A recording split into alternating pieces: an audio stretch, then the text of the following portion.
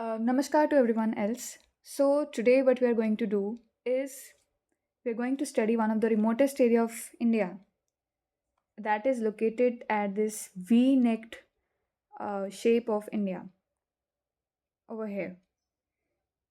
Starting from the DBO city over here means the Daulat Begoldi city. It's the area that is almost on the boundaries with the Aksai Chin, where now China controls, and we're going to start from that. So there are some places I'll tell you, and this is the Daulat Begoldi Road, red one, marking from here to there like this. And we have the LAC by this side, Siachen Glacier by the other side, China or Karakoram Pass over here, and we have the line of control just bit southwestern part of it. And what I'm trying to do is to cover the history of Ladakh pieces by pieces so we can connect about things, how namings are done, how formations are named, why they are named like that, what is the reason behind that, everything. So this is the India's map. These are the old maps that Britishers used to follow up, that were made by collecting the maps from China and India local people. And yes, so let me just give you a topo sheets by the US government, if it is clear or not.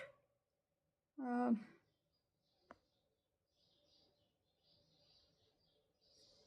I think that it's not that much clear, but here we can see that there is Tepsang Plains, and we have the Chipchap River flowing from here like this.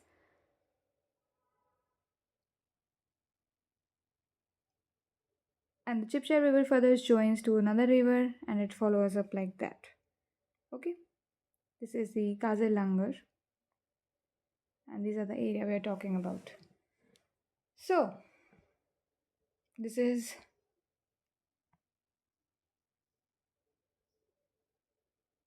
the map.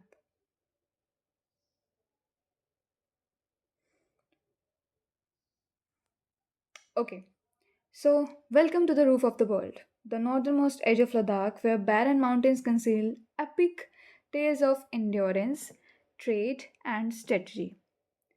So, what happens? There was this route that begins at the Daulat Begoldi, a legendary post over almost 16,700 feet.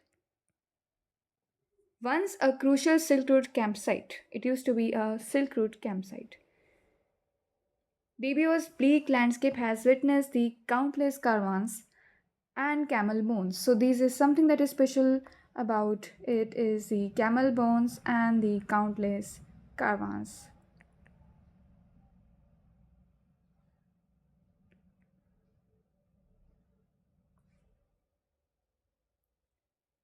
Also, it is named after Sultan Said Khan, as far as I have known his name, of the Yarkand Khanate. Just above it, there's this river called Yarkand. So there is a man named from this area, Yarkand Khanate. This is place. This place is named after of this sultan. He died here in 1533 while retreating from a campaign into Ladakh. He was successful while he was going to the Leh. He was successful to enter into it, but when he was going back to his place, then he died over there. So today's DBO hosts the world's highest airfield of Indian Air Force, supporting Indian troops tasked with guarding the fragile line of actual control with China. Besides DBO, there is this river. I need to bit clean up. Yes. So beside this, we have a river called Chipchap River. It's one of the headwaters of mighty Sheok, and it is something that is born from the glaciers in this very range. So Chipchap River in Chinese means something, in Chinese or in Tibetan language means Chupchap River, like silent river. It is not observed that it is flowing with such a heavy flow, and even if it's flowing, there is not much sound. So ventures south and the terrain unfolds into the Depsang Plains. So it's one of the Asia's most remote plateaus that we have. And here lies the Kazilangar. I'm not sure whether in this map it's written or not, but there's this place called Kazilangar and it is located there. And about the Kazilangar, it's a place that once shimmered with tents and bonfires of Silk Route caravans. Even today, there is this spring-fed streams and multicolored pebbles that reveal all the timeless sweep of glacial melt across this red rock valley. Kazir Langar means the red rock valley, and what is fascinating over here is the colored stone and the spring-fed streams and multicolored pebbles that shows that once there was this glacier who sweat to it, and these valleys are streaked with silt from the surrounding glaciers, so it is full of silt and they were a lifeline for horses, camels, and travelers braving the long trek from Central Asia to Ladakh. So, this is how they used to track through it, and this was the famous Silk Route. So, like this is how history unfolds. Now we have the birthday.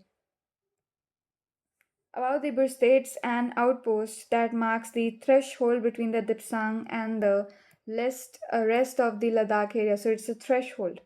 Okay, and this area is defined by gravel plains.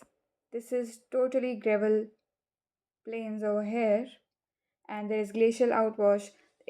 There are sharp winds that have shaped both the land and the history of conflict.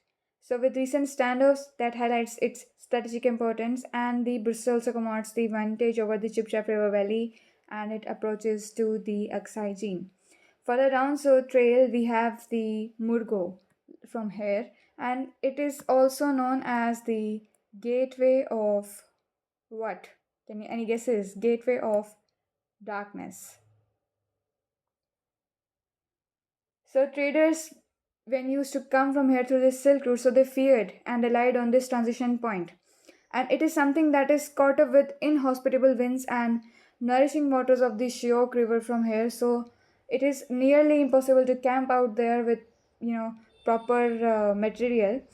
And the ruined stone forts and ancient cans still stand, silent witness to centuries of movement, hope, and loss. Here, pastures fade, there is no pastures, it is replaced by the scree slopes, that is another geological terms, scree slopes. Okay, and we have flood driven gorges that speaks to the region's powerful hydrology and unforgiving weather.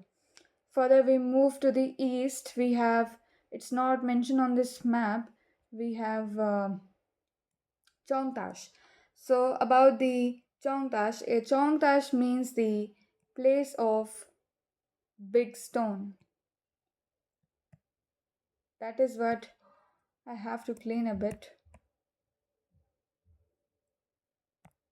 Chongtash means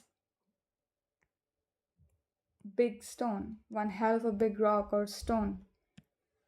And it's the massive glacial erratics that has come from the glaciers, and it's the remains of the valley's ice age origins. It's not ice age now, but it was.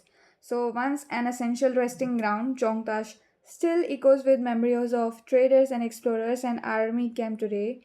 They replaces the old staging post. About the just there is this river, and about here we have this Aktash. And about the Aktash we have, it's also known as the White Stone. It just lies along the confluence of the Chip Chap River and the Rimo River. So it lies at its confluence, where the glacial water shimmers between the boulders, bleached pale by millennia of snow and sun. Stream here runs clear in the morning. They turn rusty by midday as glacier-fed silt swirls down valley. The adjacent Rimo glaciers, towering the westward, feed this network, linking upper Shiok basins to the Ladakh's wider lifeblood. So I want to show you where the Rimo glacier is. Uh, this is the Rimo group we get from here. The river comes and it joins at Akash. Now finally we have the Sasar Brangsa. About the Sasar Brangsa forms, it's the last major camp before the infamous Sasala Pass, and it's hemmed in the Sasar Krangri glaciers. So we have other glaciers over here, and these are termed as the Sasar Krangri over here, I guess. And about them, so among the Karakoram's mightiest ice fields, Sasar Branx's high altitude meadows and suspension bridges, they mark the humanity's last pause before ascending near to 18,000 feet. This pass is flanked by penitents, serrated ice blades, and commands sobering view into Shiok Valley's winding river and ancient dam sites created by the glacial surges. Even today, spring floods, treacherous snow define the characters of Sasar Brangsa. Its outlying glaciers, the Sasar Remo and nearby Siachen Glacier. So this arc that we have read from Dolat Beg Oldie to Sasar Brangsa uh, is more than the just tale of geography. It's a saga of survival, trade, strategic rivalry, written in snow and stone, river and ice. Here, the land's grandeur is matched only by the resolve of those who traverse it, whether merchant, explorer, or modern sentry. The Karakoram's frontier endures, glaciers flowing below, and history echoing above at the uttermost edge of India. So, if anyone wants to know about the edge of India, this video is sufficient for them, for anyone else to tell you. Now, I'll just show you the pictures how Britishers used to make map, etc. And we have this Dipsang plains over here, and yeah. Then we have the Busta camping ground. We have one glacier over here. We have other glacier over here, but this area somewhat comes in the Aksai chain now. And what I want you to do is to read about the Chipchap River more, and Rimo glaciers, and you know, our Siachen glaciers, Sasakangri glaciers. This is just another new different world that you can learn about. And as you can see over here, if I'm able to get something, this is Pamir, this is Taklamakan Desert, and Haosang, Tibetan, etc. So it's just a map from China. So with this, I'm gonna end this video, and I hope you enjoy it, and I hope you're able to learn it. And please kindly, search it out on Google Earth and look for these places. You should know about the edge of India, and with that, we'll move on to next uh, area.